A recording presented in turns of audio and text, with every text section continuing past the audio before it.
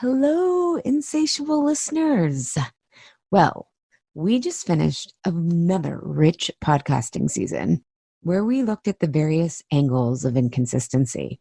We are now on a season break until September 18th, when we will be back with a dynamite new season. Mark your calendars for September 18th when we return. Originally, I thought our next season theme would be on fertility, but it's taking some interesting twists and turns. So it's kind of about that and kind of not. Regardless where you are in your menstrual or parenting cycle, next season will get you thinking and ahawing about how the cycle of life influences our food habits and choices, and how we need to harmonize our food and wellness based on where we find ourselves hormonally, emotionally, and spiritually. In the meantime, I hope those of you who feel the call will join us in my live Why Am I Eating This Now group program, which opens for registration on August 5th. Truly, this program is life-changing, and it's the last chance to work with me until March 2020, because I am going on a 6-week maternity break from whenever this bambino is born until 6 weeks out. And my private practice is full until April 2020. So you can find details for the Why Am I Eating This Now live group program, which again, it only runs once a year, at allyshapiro.com/why-am-I-eating-this-now-live-group. Okay, and now on to a rebroadcast of some previous Insatiable episodes where a second listen is worthwhile. Enjoy. You know battling food in your body doesn't work. You want to love and accept yourself. And because you're insatiable, you want results too. And wouldn't you know, you bring the same intensity to your life, wanting to maximize your time, potential, and experiences you have here on this beautiful and wondrous planet Earth. Fair warning, it will be a roller coaster, but for those insatiable, that's your prime time to thrive. We're here to say yes to the hunger of wanting it all. I'm your co-host, Ali Shapiro, a health coach who helps people end the losing battle of dieting and find a truce with food. And I'm Juliette Berg, nutritionist, fitness expert, and the co-owner of Unite Fitness Studio franchise. Hello, and welcome to episode 6 of the Insatiable Podcast, How to Exercise for Your Body Type. Today, I am going to be taking the interview role to interview Juliette on some common questions I hear from my clients and I myself have right now about exercising, figuring out what exercise type works best for your body, and then clearing up some confusion and overwhelm that often leaves people taking no action at all. So that's what we've got on tap for you today. So Juliette, I am so excited to interview you because, as we were saying in earlier episodes, my resolution or intention this year is really to be more active. And the other day I switched gyms and it was like 7:30 in the morning. It was snowing outside and I was up walking to the gym and I was like, who am I? Awesome. Yeah. And I was thinking about, in I think it was episode 4, we talked about how we have to, or our New Year's resolution episode about how you have to change your identity a lot of times, thinking of yourself differently. And it's funny, I used to be really into exercise when I was in high school and college. I would exercise first thing in the morning. I was obsessed with it because I was overeating. And then I went through this phase where exercise was important, but I would do it, it just wasn't, I wasn't gripping it so hard. And so It now wasn't attached to guilt anymore. So it can be a little bit harder for some people to actually do exercise if there's not a guilt attached to it. And you're just doing it because it's healthy for you. Yeah. I feel like I almost had to swing the other way. I mean, I definitely have been relatively consistent, but I've been also consistently inconsistent. But now I'm back to this phase where I'm like, oh my God, I'm someone who in the winter, now granted, I love winter more than summer, but at least when it comes to moving my body, because summer I'm just overheated and blah. But I was like, who am I? And so now that I'm back into it, which, I was doing it in the latter part of the year, but I took a little break in December because my arm was hurting. But I have an awesome client who's a physical therapist, gave me some exercises to fix that, along with my amazing Rebel desk, my standing desk that I love. I'm back in it. Like I'm in it. I don't have any injuries right now, all that stuff. And so I was like, okay, now that I'm doing all this stuff, I wanted to ask you some major questions that I'm also hearing my clients, talk about with their own exercise routine. Because to your point, we all have different motivations, right? Some people are trying to lose weight. Some people are trying to tone. Some people just want to work out their heart, whatever it is. So I'm excited that you're going to be in the hot seat today. Are you ready for it? Yes, I'm ready. Go for it. Yeah. All right. And so the first thing I wanted to talk to you about is I have noticed in my practice when it comes to nutrition that I help people figure out the right macronutrient combinations for them by figuring out what I call if they're a slow, a medium, or a fast burner. Meaning the slow burners tend to do better with the vegan, vegetarian diets. The medium burners tend to do better with like a Mediterranean-like diet. And then the fast burners tend to do better with like paleo, ketogenic, with obviously some variation in between, but it's a great place for people to start figuring out what works best for them. And so I was wondering, in that same vein, have you noticed that different body types respond different to different exercise types? And I ask this because, in high school and in college, I used to run like 5 or 6 miles every morning. And like, I was super skinny for, in high school, and college was all over the place. But in high school, I was really thin. But looking back on that, like there was so much terror in not running. And then I was also like exhausted afterwards. Versus now I find I do really well with energy, and also my appetite doesn't go through the roof when I'm doing more strength training and shorter intervals, not like the long running type. Yet I know some of my clients, they love running. They feel amazing after it. And so I'm just wondering what's up with that? Yeah, just to your point about food, and you're looking at, the slow, medium, and fast burners, there's definitely a correlation between body types and exercise and what exercise type is going to be a better fit for people.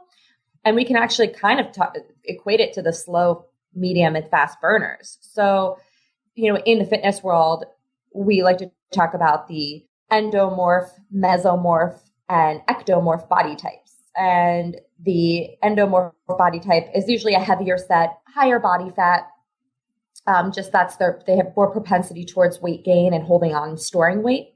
And then the mesomorph is usually a more medium build, a lot more muscle tone naturally to their body. And they have a tendency, if, when they put their mind to it, they can lose weight fast, or they can also gain weight fast, or they can kind of just maintain, if they're doing the right things with their diet and exercise, a very muscular, lean physique. You would see a lot of bodybuilders have that mesomorphic body type.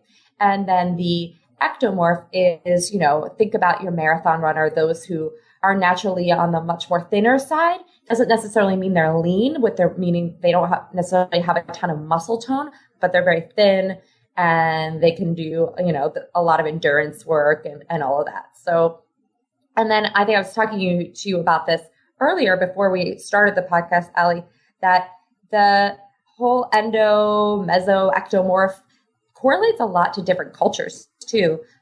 In Eastern medicine, there is the Ayurvedic medicine, and there's something called the Vata dosha, the Pitta dosha, and the Kapha dosha.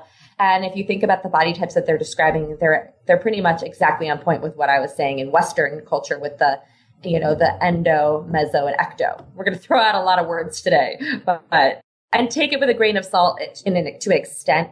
To those of you who are listening, there's never any real major concrete, like, this is the truth, as far as scientific evidence goes. But I think that there's validity to it, because if you are looking at all of these different Western and Eastern philosophies and they're all saying something similar, it's like, well, there does seem to be something to it. You know what I mean? Yeah. But one of the challenges, though, that I find with Western science is they tend to try to look at a bell curve instead of looking at bell curves within bell curves. So none of us has, I don't know anyone who has a bell curve health experience overall, right? Yeah, sure. And so that by itself means that there's all these variables. So that's kind of a whole other topic. But yeah, I think it's really fun. I mean, you can start to, just so for our listeners to kind of get a sense, you can take free quizzes online to figure out what your Ayurvedic type is. But I, pretty quickly, like the Vata people who you're corresponding to, the marathon type runners, they tend to be the long and lithe yoga instructors. And that same body type, they tend to be associated with like very creative and unstructured. Airy. Yeah. Airy. And the winter season that we're in right now. And yet I've seen so many marathon runners that they are super type A, not creative and not airy. So it's like you can only take it so much. Well, but then there's your body type and your mental type too. So, and then there's the Pitta people, which Juliet and I are, which are more the muscular type, I think average build, type A personalities in general. And it's also a lot of my clients are this way. I've found the secret society of people who hate the summer humidity. I thought I was the only person, but it's like, a lot of my clients feel the same way. I know. And I say like now with Philly getting so humid, I'm like, well, if I wanted to live in Florida, I would. Like, why am I living in Philly? It's the same. It feels exactly like it does in Florida now. As the climate is changing, the humidity here is just going up and up and up every year. So for Pittas, it's like a torturous season for us. Totally. Yeah. They predict in 10 years, Pittsburgh will be the similar climate to Washington, DC. And I'm like, oh my God. Cause when Carlos and I first met, he was living there and those summers were awful. I was like, oh, this is like swamp, but we'll worry about that in 10 years. But the Pitta people tend to be, I guess I forget the exact term you use, but they're the medium burners, Mediterranean diet, but they can go, often until but they're bad at recognizing that they can go, and then they just like drop and fall. And then what you were describing as the kapha or I guess the bigger bone has a tendency to gain weight is, I guess, equivalent to the kapha in Ayurvedic medicine. Kapha people, emotionally, everyone likes them. They're very easy to get along with. And then they do have the bigger build of the body types. So, you can also be though, like I was just saying, a physical type of one and then mentally another. But so really think about your physical type. Yeah. That's what we're talking about today, is the physical type. Yeah. Now here's my question though with this. And you're right. Like take it with a grain of salt, but how do we know what we are truly versus maybe what we are because we forced ourselves to think that running is who we are, or we think that we gain weight very easily because we're eating the wrong types of food and, stressed out. So how, for someone who is like, all right, I want to make sure I'm working out relatively, at least, is there anything that you notice in people's natural preferences? Like if they think about if they shelve the shoulds, like I should be getting in flexibility, strength, and cardio, like rather than thinking about that stuff. Is there anything that either of the types gravitate towards or they find makes them feel really good?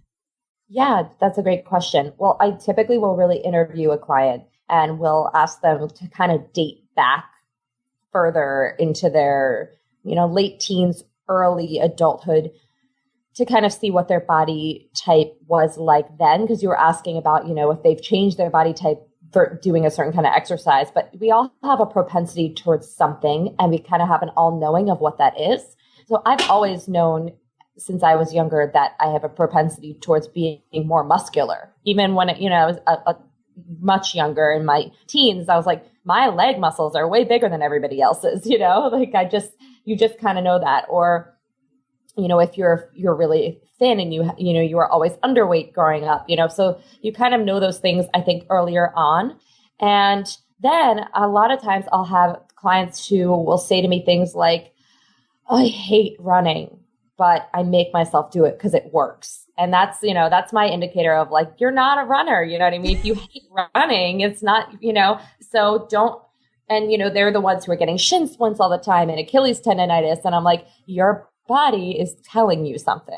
It's telling you that it does not like running 5+ miles. And those are the clients that I say, if you are saying running works for you, then you're going to be better doing, 30 minutes of high intensity interval training. And typically the Pitta body type, the ones that I'm referring to, the ones that are the medium build, the medium burners, they really like doing like they're fiery. So give them some sprints to do and they're like, oh, this is great. I don't have to run 10 miles and I get the same effect sprinting for 30 seconds on, 30 seconds off for 15 minutes. Perfect, So, oh my God, that's totally my thought process. I'm like, I can get more done with less. Yes. Yeah, and I'd rather do the intense. intense. Yeah. There you go.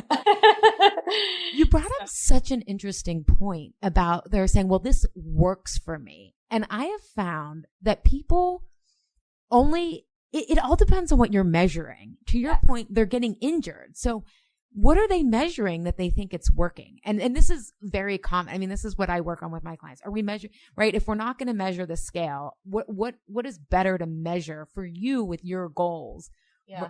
And so how do you get people to see like, are you sure this is working?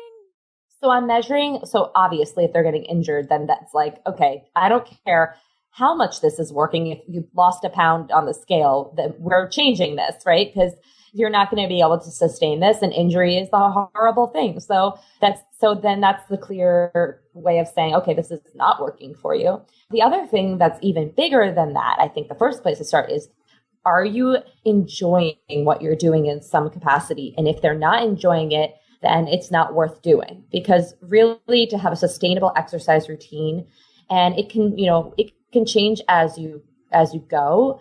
I don't like the same kind of exercise I do currently that I did, 5 years ago, that I did 10 years ago. And I probably will like something else in the next 5 years. And I think that's okay. But you have to connect to what you're doing and actually like it, because if it's a struggle emotionally, it's going to be a struggle for you physically, which I think then leads to injury because you're stressing your body out. That's a really good answer. And I think I would also add, and tell me, your thoughts on this, but I think also when talking about that, a big shift in my own exercise came when I stopped like judging what I look like in the mirror, stopped judging like, oh, I've checked off the box. I got my, I went on the elliptical for 50 minutes, even though I was like reading a magazine, but like, hey, we all got to start somewhere, right? You know what? I actually find that so cathartic and enjoyable. I know some people find that like super torturous to get on an elliptical and read a magazine. I hate the elliptical. I mean, I don't do it because it doesn't work for what my goals are. But like if I'm stressed out, that would just make me feel good. I sweating like that for that amount of time. I enjoy it. But that's the thing. I enjoy that. So yeah. I definitely do not. But, not only is it enjoying the process, but I think it's also looking at how you feel for the next several hours afterwards. Because, I think one of the things that's been a huge eye opener to me is like, and has made me feel that I can trust cutting back on cardio these past several years. It's like, if I probably couldn't even run 5 miles anymore. I mean, if I wanted to, I could work up to it. But like, when I look back, I used to be exhausted after those runs. And, there's research that shows that when people look at exercise as punishment, which to me, if you're not paying attention, no wonder you start to build it up, right? Because you're like, not only do I hate it afterwards, but then like your body's registering it that you're either injured or exhausted afterwards. When people view exercise as this punishment, they tend to eat more to reward themselves. And what's crazy is they gain weight because they underestimate how much they're eating and they overestimate how much they've burned. Like, it's almost like they're like, that was awful. I must have burned 1,000 calories. I literally tell people, you can't expect to lose weight from exercise. This is not why you're exercising. You're really, it's a little bonus as far as caloric burn goes. Think of it as like a bonus, but it's not what you need to rely on for weight loss. It's all about food if you're trying to lose weight. So it's about food and taking care of your emotional health and, stress and sleep and all of that, and your hormonal health. But as far as like, calories out, for calories in with exercise, it does not equate. I mean, one cookie, an hour and a half on a treadmill, it's not the same thing. Well, that's interesting because most people will say for weight loss, it's like 80% food, 20% weight loss. But see, I find when it comes to, for me, the habit that sometimes goes in and out that I'm always trying to work on is like an after dinner sweet.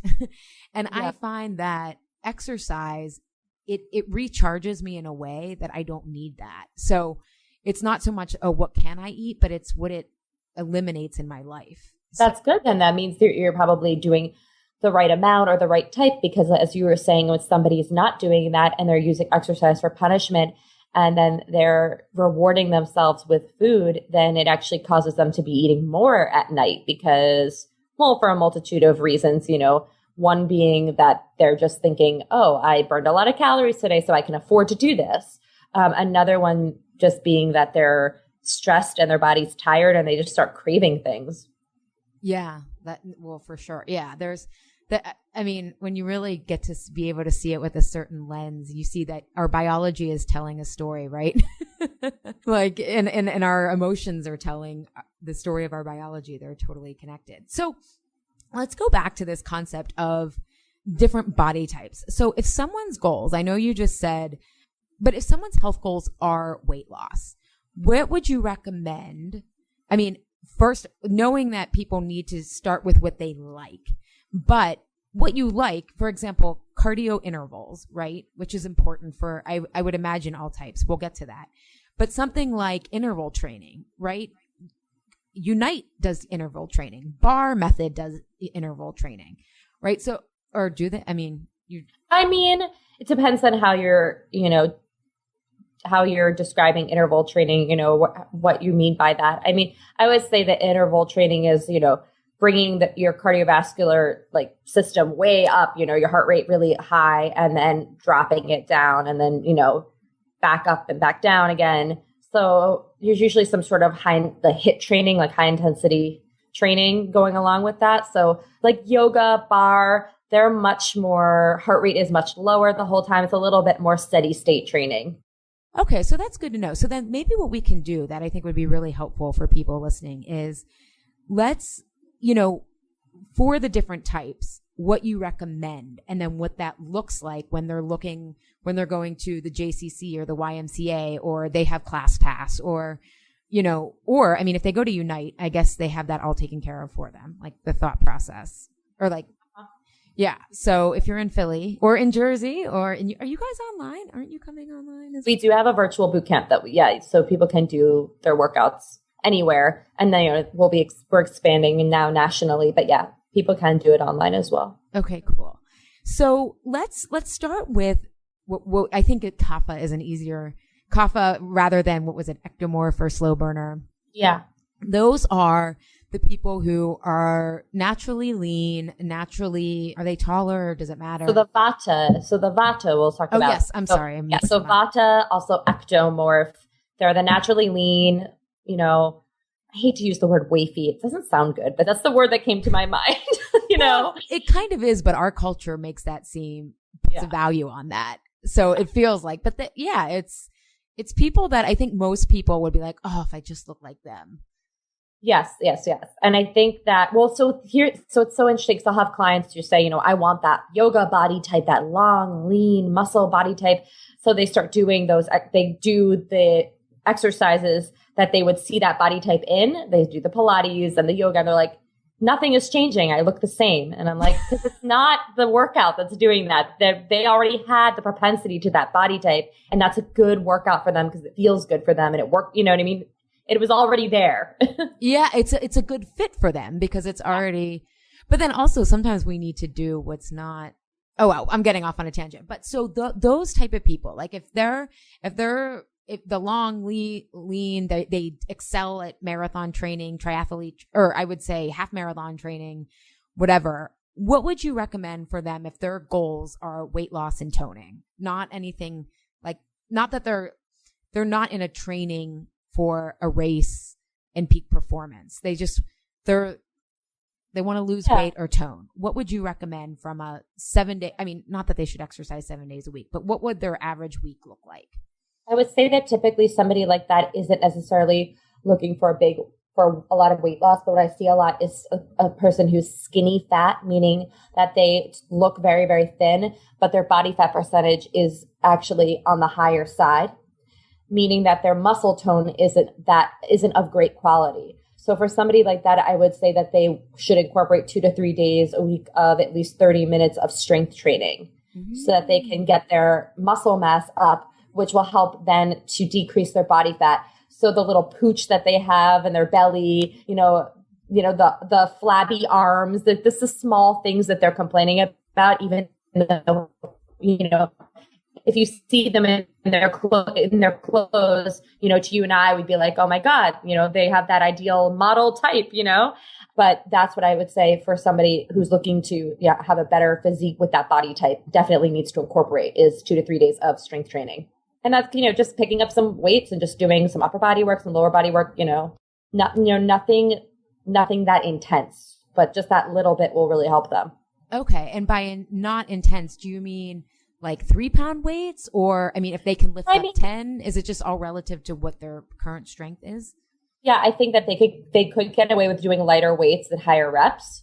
I think that they like a bar class, for example, wouldn't be a bad thing. I think something a little bit more than just yoga and Pilates. So something more than body weight. So something where you actually are creating a deeper burn in the muscle to kind of break the muscle tissue down to then rebuild again.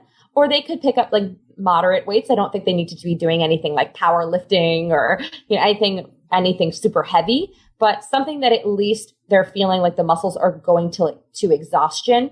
Mm-hmm. You don't want to feel like when you're lifting weights that you could just go all day, like like the 1 pound weights, You definitely want to feel like, oh my God, I want to put my arm down because my arms are burning right now. Yeah. It's like 6 o'clock at night. Oh my God, I'm still lifting this. It's like I forgot to eat. I'm still lifting this. Yeah, definitely. It's okay.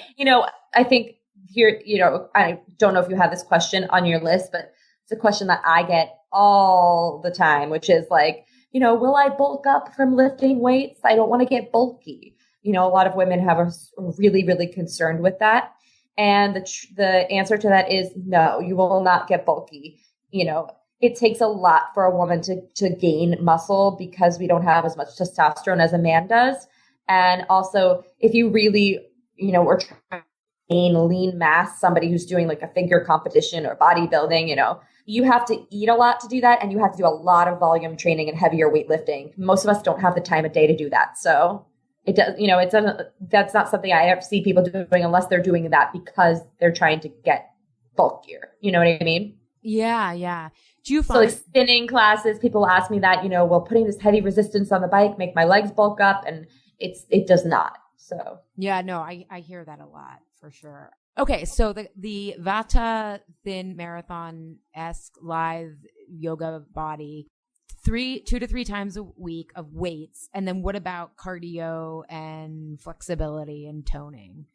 Yeah. The toning, we've got with the weight training and everything like that. And toning, just to clear this up for everybody, is a totally fake word. Like there's no such thing as toning. As I said that, I was like, what does that even mean? I know, right? It doesn't mean anything. It's just it's a marketing term. It's a marketing term. Toning is like you can't spot reduce an area. So you can't just do crunches and then like your body fat in your belly will disappear. It's like, if you chew a lot of gum, your cheeks aren't going to get, svelte. You're not going to have high cheekbones all of a sudden, So that is just not, that's not how it works, unfortunately. But it's an overall body fat reduction. Your body just decides where it's going to lose it first. It doesn't, I have a really thin, long face naturally. And if I lose weight, my face gets even thinner. I'm like, what the hell? That's not fair. It's not, but that's just your body it'll just do what it wants to do. So. Yeah, no, I think that's a really good point. So just get back to those people. So they should do no toning, 2 to 3 days of strength training, and then they can do cardio the other day. Yeah. No, I think that they can do cardio the other days. They could incorporate the cardio on the same day, if they want to do, one of their shorter runs or something, if they are doing long runs. And I definitely, unless you're training for something specific, you really don't need to be working out for more than an hour a day. If you want to just have a lot of energy, and if you're not somebody that's, focusing so much on sports nutrition, because you're going to get tired if you're doing that, Oh yeah. Law of diminishing returns. Yeah, exactly. And you want to have vitality and energy for other things in your life. So, and it's totally diminishing returns. You don't need to do more than that. Well, and the So, psychological buildup. It's like, oh my God, I've got to hit like 90 minutes of, I mean, I've never run that much. Well, I did do the Broad Street run once, but I mean, the buildup of thinking that you have to train that much, you start to avoid it. or not, or you just are, embrace that and have no life. I have friends that, I shouldn't say have no life. If they really enjoy it, then it's, Well, there's a it's just community. part of what they're doing. But I have friends who are like, okay, I have 3 to 4 hours on a Sunday where that's what they're doing. They're running. Oh, wow. Yeah, There are multiple worlds out there. there are. Yeah. I mean, that's not going to be me. But yeah, I mean, so that's that type. That's the ectomorph, you could call it the vata, then there's the pitta or the mesomorph, which is the more medium build propensity towards more muscle on their body and can gain weight quickly, could lose weight quickly, depending on what they're doing with their nutrition. And that type really has to be careful about, I would say, how much cardio that they're doing. And this is the reason why. Too much cardio, especially aerobic cardio, which is where your heart rate is just kind of the same for a long period. For example, long distance running or being on an elliptical for, 45 minutes to an hour creates cortisol in your body. It actually releases a stress hormone. So for that body type, their hormones are a little bit more sensitive to that. So that whole can gain weight quickly, can lose weight quickly, can have body fat on them instead of being like the lean, mean muscle machine that they have the potential for, can get affected by too much cardiovascular activity. Mm. And can attest to this with my own training. For so many years, I did so much cardio, and I was like, my body fat was just like a lot higher than it needed to be. When I cut back the cardio and just focused more on weight training and interval training, so my cardio was like we were talking about, sprinting and, 30 seconds on, 30 seconds off, or doing things more like the Unite workout, what I do on a daily basis with people. That's a really good workout for that type typically. Yeah. So I was out in San Francisco in October, and my sister belongs to Equinox, and they have this class called Precision Running, which is basically track practice on treadmills in a group. And since I love being with people when I work out, it was so fun. But we did like interval training, and I got a high from it. I mean, it was probably, I think the class was 30 minutes. I think we were there for 40 minutes, but between warm up and cool down, it was like 30 minutes. But it was only really like the sprinting part of it was maybe a total of like 12 minutes of the whole class or something. But I don't sweat a lot. I mean, that's part of like my body's like, Achilles heel. I mean, the type of cancer I had is from lack of Hodgkin's disease is like your lymphatic system is sluggish. So I do not sweat a lot. But after that class, I was like, this works for me so well because I was just sweating and I had this, like I said, a high from it that I often get from weight training, but that I've never gotten from twice as long of a run. And it just reinforced to me that like, yes, you need to do this. I mean, it's hard. Yeah, it's not an easy one. That's not an easy workout, people. just that's one that you really are pushing yourself to more of a max effort, but it's a reasonable amount of time. So you can kind of be like, all right, this is not a long time, so I can get through this. Yeah. And if that's your personality too, to just be like, all right, let's hit it and get out. I mean, to me, it makes it well. And just for anyone listening, you can Google like Equinox Precision Running, and different magazines have done free workouts. So when I got back from there, because obviously there's no Equinox in Pittsburgh, I downloaded like 3 different types of workouts that based on the trainer who created the Equinox Precision Running class. And I've been doing those on my own, like on a treadmill now that my neck is better. And it's like you do like one set of 10 minutes is all about speed. The other set is hills and intervals. Nice. And I downloaded some new music, and it's like, I can run and do that, on my lunch break or even if it's like, I have clients and then I have to do it in the evening, knowing that I'm just running for like going to run up there, hit the treadmill for 30 minutes and back. I make it there. So if anyone's feeling pitta and, and that they would do better with those type of intervals. So that's just Google precision running Equinox sample workouts online, and you'll get a bunch that work. And what I love about the precision running class is you start with your personal best. So you don't have to be on some predetermined personal best. You figure out where you are right now. And then the great thing is because just like the body adapts, as you get stronger, then you can increase your speed, and you're still getting the same workout as when you first started because it's all relative, but it continually challenges you. So how many days a week do you think those of us who are this pitta, average build, prone towards muscularity should be doing that type of interval training? 3 to 5 days, depending on how much you like it. Like if you really, really like it, go for the 5, because, if it's something that helps you with stress relief and you just become addicted to it, which oftentimes I find that those type A clients do, and it's part of their stress relief process. Or, 3, I would say 3 minimum. And, because it's so intense and effective for the short amount of time, that's why, it can be 3 minimum and, to 5 max. And I would say you do need to give your body a day or two because of how intense it is. You don't want to stress out your joints and everything with when you're sprinting or when you're lifting heavy weights. And, just to talk about the weight training part of it, you want to be lifting weights that are more max effort for you. So, the 6 to 12 repetition range where you're really, really maxing out your effort as far as the last rep, you can barely lift the weight.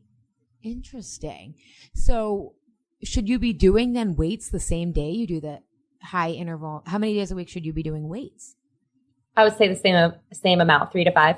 So you could do it together where you're doing, a good anywhere from 15 to 25 minutes of the cardio intervals. And then again, the same thing, sort of, I would say 25 minutes of strength training to 40, depending on, what muscle groups you're hitting. And you can divide up your, the body parts. So you can do like an upper body day and a lower body day, and then, and then a total body day. I would say that's a good split for people. Okay. And their type of weightlifting, just to reconfirm, isn't like compared to the lightweight Vata types, they need to be doing stuff that on the last rep, they can barely finish. Yeah. So it's instead of muscle fatigue, which is what the other, with the lighter weights where you're feeling like that burning feeling, this kind of weight training I'm talking about is like muscle failure, where you're like, I cannot press this weight one more time. Like it's not happening. If I do one more push-up, my face is going to face plant onto the floor. And should you face plant on the floor? I mean, yeah. Okay. I mean, hopefully you're on a mat, Oh my God. I'm having a flashback to a yoga class I took where I was attempting a crow pose, which is like a balance it's an arm balance where you put your knees behind your elbows. And I face planted and then my head hit the hardwood, and it was just, it was one of those like super embarrassing moments. That's why one thing not to like come back to Equinox, but they have these like lavender infused towels. And I was like, oh my God, like I would face plant on one of those. I wish I had that, but this yoga class didn't have that. Yeah. I just embarrassed myself, but it's okay. Okay. So the pitta type of people need to be doing like 3 to 5 days or probably 5 days total, and getting in some, weight training and those intervals. And then maybe day 6, do some yoga or something. Yeah. I would say that's not a bad idea for the pitta. It's not. So I just want to be clear that just because one exercise might be better suited for another doesn't mean that you can't try these different exercises, see what works for you. I mean, at the end of the day, it's like, what do you enjoy doing? What feels the best is really what you want to be listening to with yourself.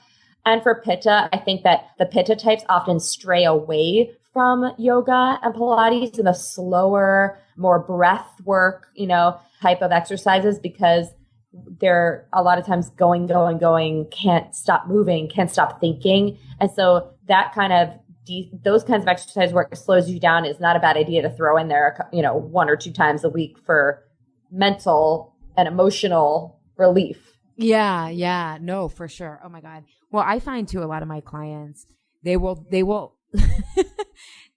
whether it's Bikram or like Baptiste or something hot yoga, that will be like a really good entry point into them because they still feel like they're accomplishing or that That's how I got into yoga. I hated yoga years ago. It was because I took a class that was, wasn't a heated class. It wasn't a vinyasa. It wasn't hard.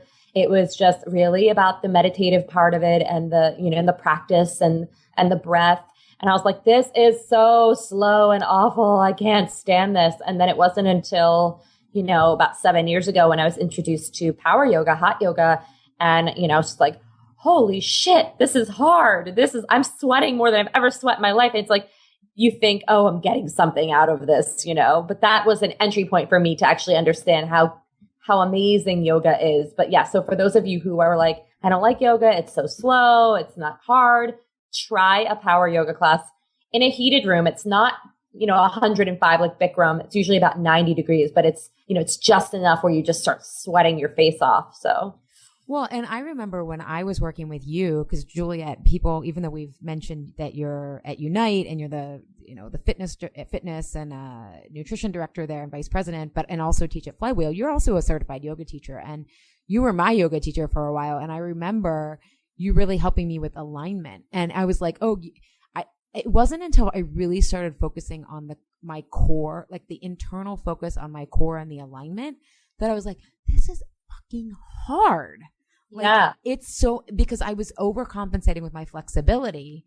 And when you do that, you're out of alignment and all that stuff. But when you really focus on yoga and work on like putting your ego to the side, I mean, it took me, 10 years, like 7 years to not like worry about what it looked like, but really focus internally. It is an amazing workout. So also be sure that you're really doing yoga before you say that it's not hard. Yeah, for sure. And the meditative piece of it, besides the breathing element, is really connecting to the muscles in your body and what muscles you're using and firing versus just, locking out your joints and just like stretching. Like you can do a forward fold and just be locking your knees out and trying to straighten your legs as hard as you can. But that's not what it really is about. It's about bending the knees a little bit, engaging the quadricep muscles to then lengthen the hamstring muscles, to then squeeze the lower belly in, to then engage the abdominal muscles, to feel the side obliques turning on. Like there's so much muscle recruitment that goes into yoga that I think it is so useful to actually do that, to then help you with other kinds of exercise, anything you do, weight training, bar, any other, form of exercise. You'll then be recruiting and turning on the right muscles. So yoga is like that kind of the foundation of movement. It's been around for, thousands of years, way longer than any weight training or anything else that has been around. So I love that you brought that up. That's such a good point. That mindfulness has helped me so much with just my form when I'm lifting and everything, because my natural inclination is to like my shoulders to be up. And now I'm like, okay, roll the shoulders back, and like learning what your abdomen muscles like actually start at your kneecaps, and like flexing all of that. And I'm like, whoa, like this is a different experience now. And that's what I love. You can make any exercise intense. Like even if an instructor, if I don't go to the early AM class, the next class behind me, it tends to be an older crowd, and it's technically the same class, but like the moves aren't as hard. But I'm like, oh, I know how to crank up this intensity because I can just even concentrate on my form even more. And it feels so much more intense when I'm really that mindful. Yeah, I mean, I always tell people you can either be going through the motions right now of these exercises or stretches, or you can actually just start to think about what muscles what you're working, what you're firing, what's going on in your body, and create that connection. And then your calorie burn is going to go up, your muscle recruitment is going to go up, and you're going to be getting more bang for your buck when you're working out. Yeah, the phrase that came to mind is you can either go through the motion or be the motion. Yeah. I love getting philosophical. All right. So last one, kapha. Yes. Kapha, endomorph. I just stare at a bagel and I gain 5 pounds. That's like those are the clients that I'm getting that were say that's what, they are. They do have a higher body fat. Those are the powerhouse clients though, I'll tell you, or powerhouse, people, humans. They might be a little bit more overweight naturally or have higher body fat, but those are the strong ass people. Like when you see the power lifters and the strongmen competition, you wonder, well, how are these guys doing this or women doing this? They look overweight.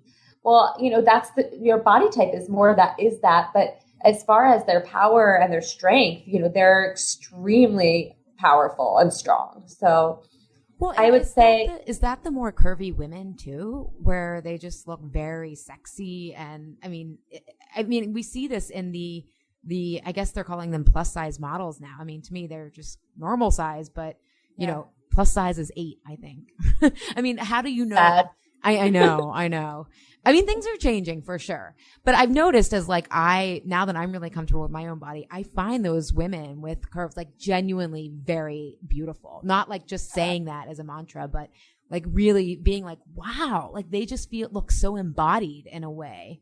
Yeah, we have to define what we're talking about here. We're not, when we're saying endomorph, kapha, overweight, like we're not talking about a sloppy, when you don't think like a sloppy fat person. Like that's not, Allie and I are talking about somebody who's beautiful and has more curves to their body and it's just naturally a little bit thicker with their muscle tone or, has a little bit of excess body fat, so don't get it twisted, each of these categories, the bodies are beautiful in their own way. Yeah. And it's appreciating what's beautiful about like, because they're also like, they embody someone's personality too, I think, which is so important. Well, they can, or if you're fighting it, then, so that's part of it episode. Yeah, it is another episode, which we're going to have shortly about, loving yourself and your body and appreciating what you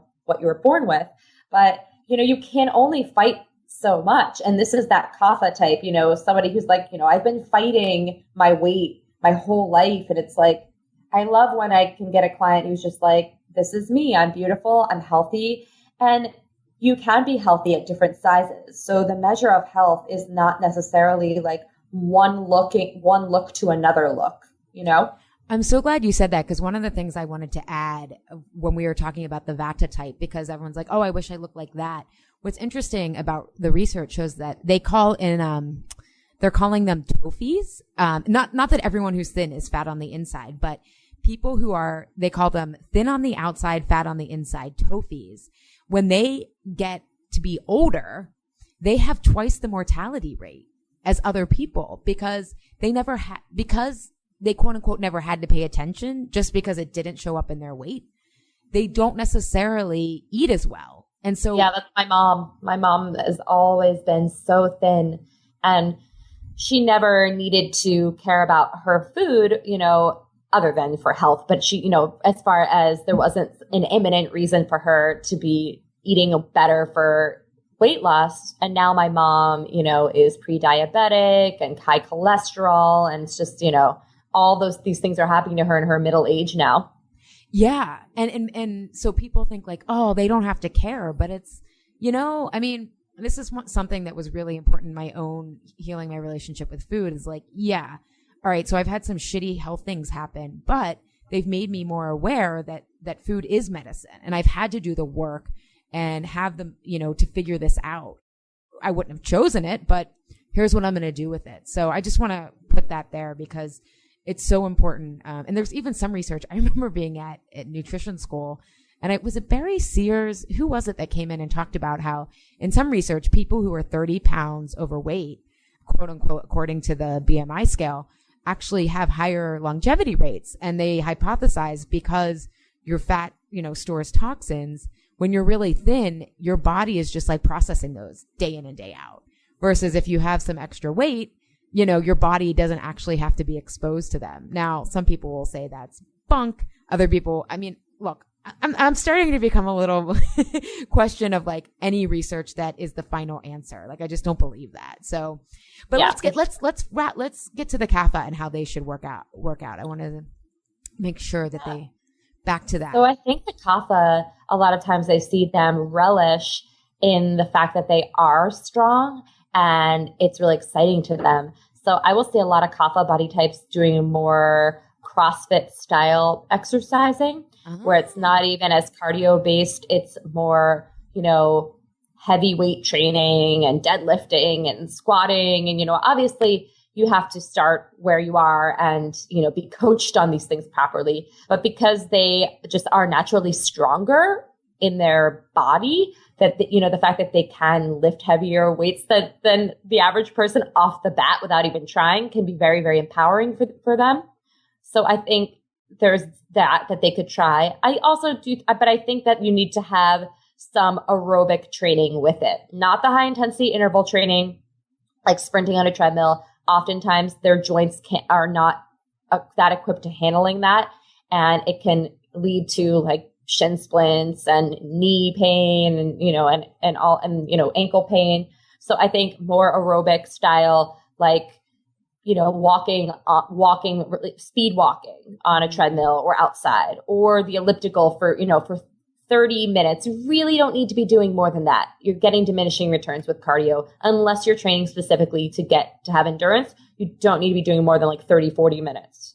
The spin class, I mean, that would be, that they're usually 45 minutes. That would be an upper level, but that's a good thing for the kapha because it's not, there's it's a lot more, it's a more aerobic. It's, it's more, it can be steady state. There are definitely intervals in there, but you're moving the whole time. There's only so much intensity you can create because, you're not stopping and going. You're continuously moving. So I'd say a combination of that, a little bit more steady state cardio. And then if they can get in like really like heavy training, heavyweight training, it can just feel really good for their body because they're naturally stronger. Mm-hmm.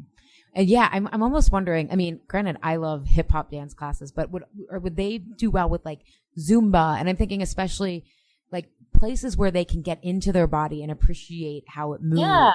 Yeah, for sure. Dance is great for that. That's that steady state cardio too. Dance is awesome. Yeah.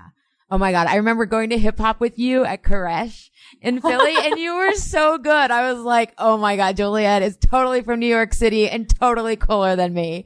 Well, no, I danced competitively when I was growing up. I was on a hip hop dance team. You didn't tell me that. You just let me judge myself. Oh. I don't like to tell people that I just like go in there and it's just like, so good, but nobody knows why. No, I'm kidding.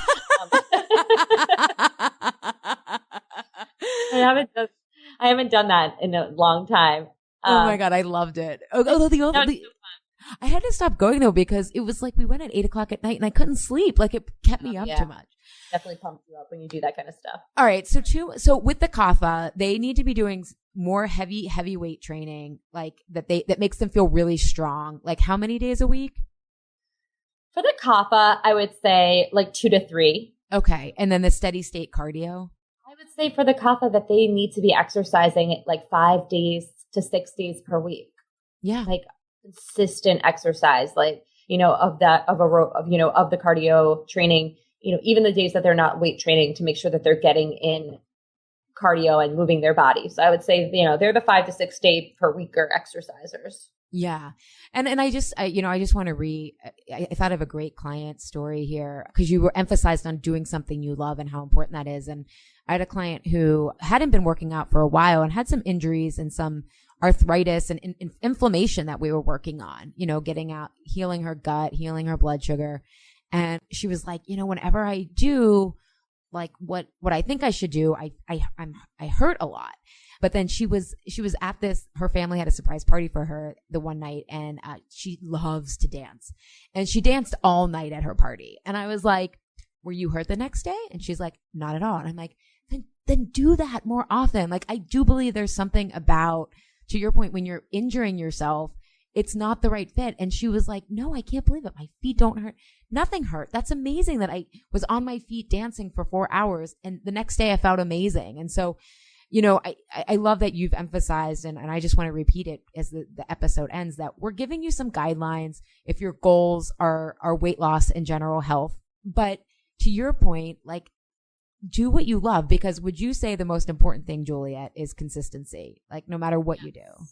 100% consistency and not stressing out your body more than we're already stressed in our daily lives. So if you're doing an exercise routine that is giving you grief, and I'll use CrossFit as an example for myself. I tried it and wanted to like it. And every time I would be on my way to go, I would have severe anxiety about it, where I was just like, I can't believe I have to do this right now. I don't want to go. And I never had that before with any other exercise program. And it was like, what am I doing here? Why am I doing this to myself? And I have friends that are like obsessed with it. They love it, and I'm like, it's just not for me. And I would go there and I would just be anxious the whole time. Part of it is, the competitiveness of it, of being up on the board. And I think it just, it kind of messed with my head a little bit because I don't do well with that kind of pressure. I like to put the pressure on myself, but I don't like other people to be seeing what I'm doing. I totally get it. I even hate, I mean, I'm pretty confident I'm okay, like not being super in shape, but I even hate in classes when they're like, pick a partner. And I'm like, oh no, am I going to be like strong enough for my partner? Like, what if I can't like help them get as good of a workout? Like, I just hate it. I'd rather just be competitive with myself. I know it's so silly, but. No, I get it. I mean, we get that feedback a lot. Sometimes we do partner work at our studio and we get that feedback and we're very conscious of it. We try to encourage our instructors to do grouping instead of partnerships a lot, like group 1, group 2. So everyone's still working on their own pace because it does I totally get scary. I get it. You don't want to be, if you're stuck with somebody that's like super crazy shape and there's somebody who's never worked out before, that's just not a fair partnership right there. Yeah. So we're getting to the end, but you just brought up this point and I wanted to make sure to get this question in because I think what I really hope that people get, not just from this episode, but that our podcast in general is just that health is a very dynamic process. And, I talked about, running quote unquote worked for me in high school, but now it's like clearly something I never plan on doing at length again. But when people have a lot of stress in their life, like they're going through a job change or they're insomniacs, they can't sleep, or they're going through stuff with their kids or they're moving and like life is just really intense. How do you adjust your workout routine? Because I would imagine keeping up that same intensity, because even though workout is a good stress, it's still a stress, and that accumulation during those periods, what do you suggest? Yeah, I would say that you sometimes, just cutting back how much you were doing it. Like if you were somebody who was doing it 5-6 days a week, it's okay to then cut it back to 3 days a week. Nothing bad's going to happen. You're still going to maintain your level of, intensity or your level of performance rather. You're not going to lose it all because people get worried about that. But sometimes you need to do more yoga. Sometimes you need to be doing more cardio for de-stressing. I know when my father passed away, for me, it was all about getting on the elliptical and for an hour, just listening to music and sweating it out and just needing to clear my head. And that was a good thing for me when I was in the morning process of that. I couldn't do anything that was yoga. I couldn't focus enough for something like yoga. So it kind of depends on the kind of stress that you're dealing with in your life. Does that make sense? Totally. Well, and also, I'm so big on my clients knowing their own patterns. Like some people need to sweat it out and other people, that idea is like stressful to them and they need to do yoga. And so, I totally know. I think there's a time, especially after a loss like that it's. So close your eyes. I would say to people, close your eyes, take a deep breath in through your nose, out through your mouth, and visualize some different kinds of exercise and notice the feeling inside that you get, based on the different kinds that you're picturing. And, if you're feeling a level of stress or overwhelm, then just swipe that picture to the right, or the left. What do you do when you swipe it away? And then take on the next image and, and find one that resonates with you and then try that. That's what I would say to do.